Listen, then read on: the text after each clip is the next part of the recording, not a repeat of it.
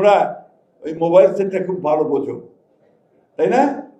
কি বোঝো না? না, ওইখানে লড়াইটা ওইখানে চালাও। That is the most important place.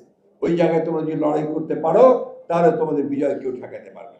ছাত্রদল এরা আমার উত্তর দক্ষিণ কি, তাই না?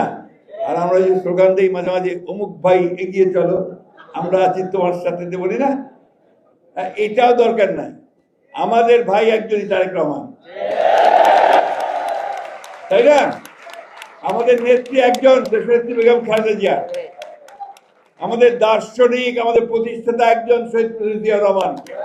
মাঝখানে আর কোনো ভাইটাই নাই, কিন্তু ডিসিপ্লিন আছে।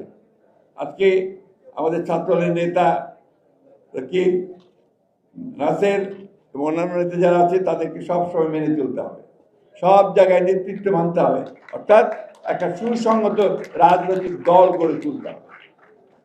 এবং সেটা আমাদের চিন্তার মধ্যে দিয়ে পড়াশোনা করে আমরা বলবো যে কেন আমরা ছাত্রদল করি, পড়াশোনা করে বলবো যে কেন আমরা পরিবর্তন চাই, পড়াশোনা করে আমরা বলবো যে ফ্যাসিস্ট কারা আর আমরা গণতান্ত্রিক কারা, কেন গণতন্ত্রের জন্য সংগ্রাম করছি, লড়াই করছি।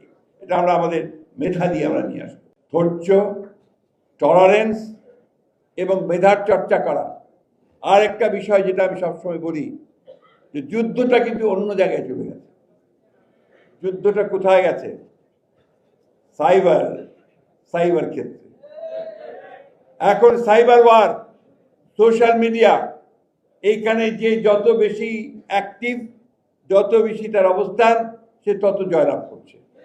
আজকে এই যে আমাদের বিরুদ্ধে বিভিন্ন রকম কথা বলা হয় দলের বিরুদ্ধে, তাই না? আমার ছাত্র দলের বিরুদ্ধে বিভিন্ন কথা বলা হয়, দেখবে যে ওরা অতি দ্রুত সেই সমস্তগুলোকে কাজ করে ভাইরাল টাইরাল করে দিয়ে মানুষের মনটাকে অন্যদিকে নিয়ে চলে যায়, ভাবে এটাই বোধহয় সত্যি, তাই তো নাকি? এই কাজটা কিন্তু তোমাদের করতে হবে। এটা তোমরা সোশ্যাল মিডিয়াতে অনেক বেশি অ্যাক্টিভ হও, শুধুমাত্র নিজেদের ছবি দিয়ে, একটা মিছিলের ছবি দিয়ে, পোস্টার দিয়ে কাজটা না করে আসল বিষয়গুলোকে নিয়ে তোমরা কথা বলতে শুরু করো। এটা তোমাদের দায়িত্ব, এটা তোমাদের দায়িত্ব। আমরা যারা বয়স্ক মানুষ, আমরা বিএনপি করি, আমরা সবাই এটা ভালো মতো বুঝিও না। তোমরা সামনের দিকে এগিয়ে যাও, তোমাদের সামনে এখন নতুন জগৎ, নতুন দিগন্ত। এই দিগন্তে তোমাদের নতুন করে অবস্থান নিতে হবে, তোমাদের ভবিষ্যৎকে তোমাদের তৈরি করতে হবে।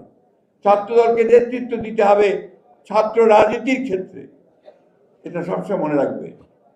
এটা একটা বড় শিক্ষা প্রতিষ্ঠান ভিত্তিক সংগঠন গড়ে তুলতে হবে, শুধু মহল্লা ভিত্তিক সংগঠন করলে হবে না।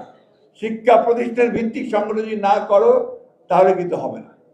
ওই শিক্ষা প্রতিষ্ঠানে তোমাকে নেতৃত্ব দিতে হবে, ওই শিক্ষা প্রতিষ্ঠানের সংসদ নির্বাচনে জয়লাভ করতে হবে, ওই শিক্ষা প্রতিষ্ঠানে তুমি সাহিত্য প্রতিযোগিতায় এগিয়ে যাবা, এক্সটেম্পোর স্পিচে এগিয়ে যাবা।